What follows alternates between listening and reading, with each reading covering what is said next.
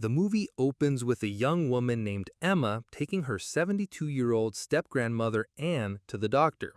Anne isn't fragile like most people her age. She's tough, a product of a much harder generation. Emma looks up to her and wants to be more like her. When they arrive at Anne's condo, two men, Ralph and his boss Rivera, watch from a van parked across the street. Emma has given all her savings to Anne, and in return, Anne pays her back with 10% interest each week. After dropping her off, Emma heads out. Inside the condo, Anne checks on her sick husband Chip, who's lying in bed. She forgets to clean his feet, but Chip reassures her it's okay, she can do it tomorrow. Later that evening, with Chip asleep, Anne pours herself a drink and lights a cigarette, enjoying a quiet moment alone. Late that night, while the couple sleeps, Rivera and his men break into the condo. It turns out Rivera is their court-appointed legal guardian. Without warning, they forcibly move Anne and Chip into an elder care facility. Meanwhile, Emma, now living with her mother Sara after losing her job, sits down for dinner with Sara and her stepfather Charles. Chip is Charles's father, and Anne is his stepmother. Charles had always worshipped his dad, who he saw as strong as a bull and a great father, until the day his father met Anne and left Charles's mother behind. The next day, at the care facility, Anne and Chip are locked inside a small apartment. Chip, confused and frustrated, wants to go home.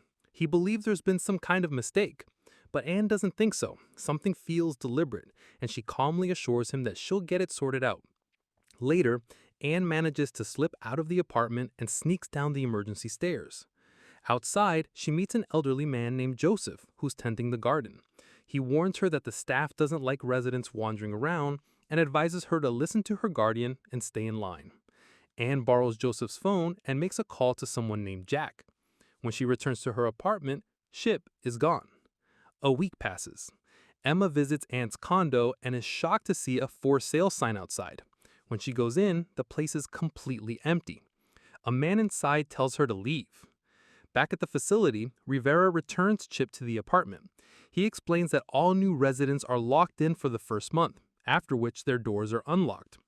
Rivera has been going through their financial records, asking questions about their assets. Since Anne's father was a businessman, he suspects there might be an inheritance somewhere. When they deny having money, Rivera beats Chip while Anne pleads that they have nothing. Meanwhile, Emma continues her search and visits various elder care facilities. At one location, she meets a man named Matt, a subcontractor working on landscaping and repairs. She's suspicious that her grandparents might be here, especially after recognizing a man from Anne's doctor's office. She confides in Matt about what she believes is a legal scam. According to her, a court-appointed guardian targets elderly people who are wealthy but isolated. He gets a doctor to declare them unfit to care for themselves, then goes to court with his lawyers. Once the judge signs off, the guardian gains total control over their lives and their money. Then he pays himself from their accounts, legally. Even family members can't visit without the guardian's approval. Emma says she's tried the police and even lawyers, but they all told her it was perfectly legal. Since Matt works there, she asks him to help her get inside. He agrees on one condition. She has to let him take her out sometime. That night, as Anne tends to her battered husband, Chip takes his final breath. The next day, Chip's son Charles, his wife Sara, and Emma arrive at the facility for the funeral. Emotions run high as Charles confronts Anne, angrily blaming her for letting his father die.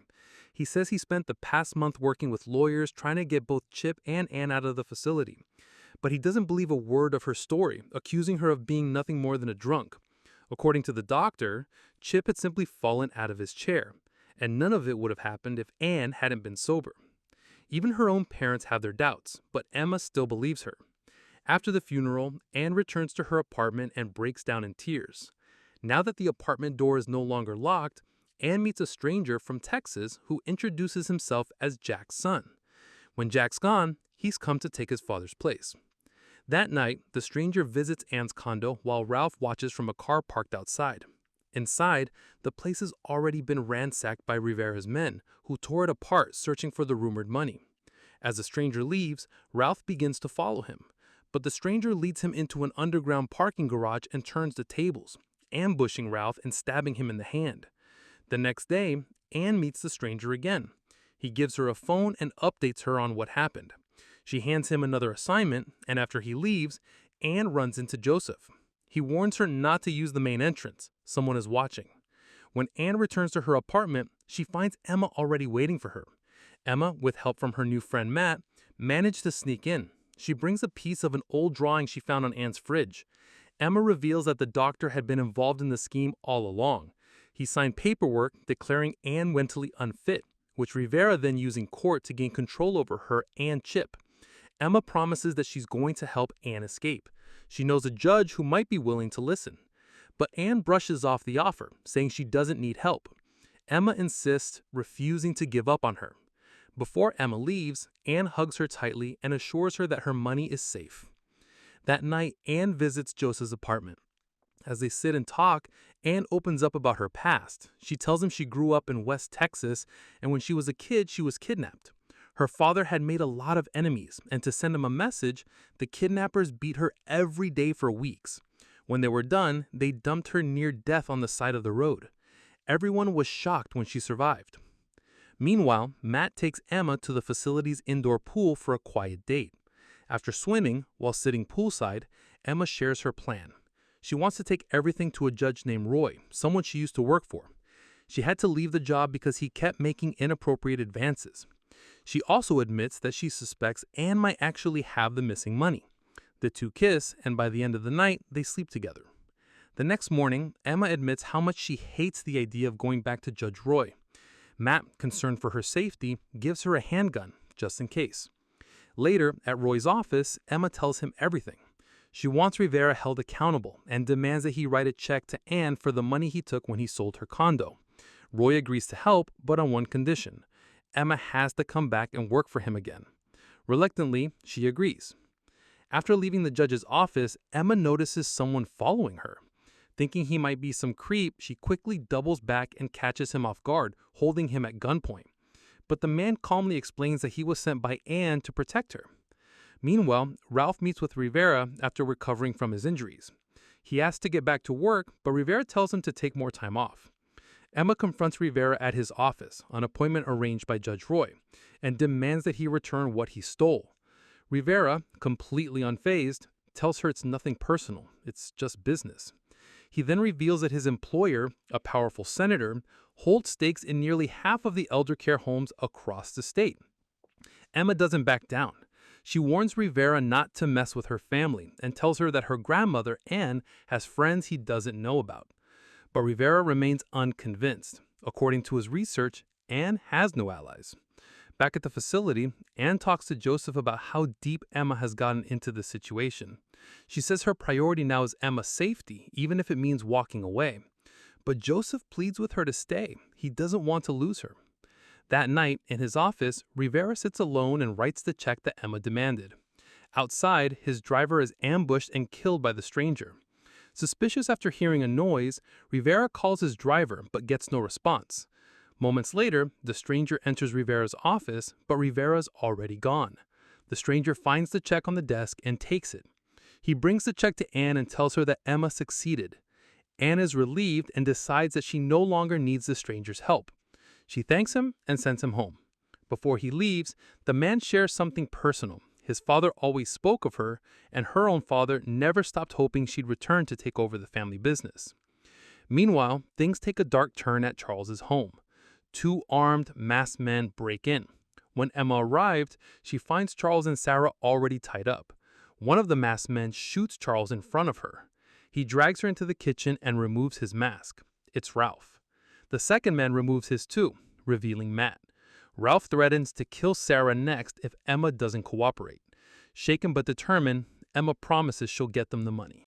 The next morning, Emma visits Anne and tells her everything that happened. Anne listens quietly, then hands Emma a motel room key and a map hidden on the back of the paper drawing. Emma asks Matt to drive her to the location, unaware that he's one of the men working against her. At a rundown house on the edge of town, they find a metal box hidden in the ceiling filled with valuable pouches.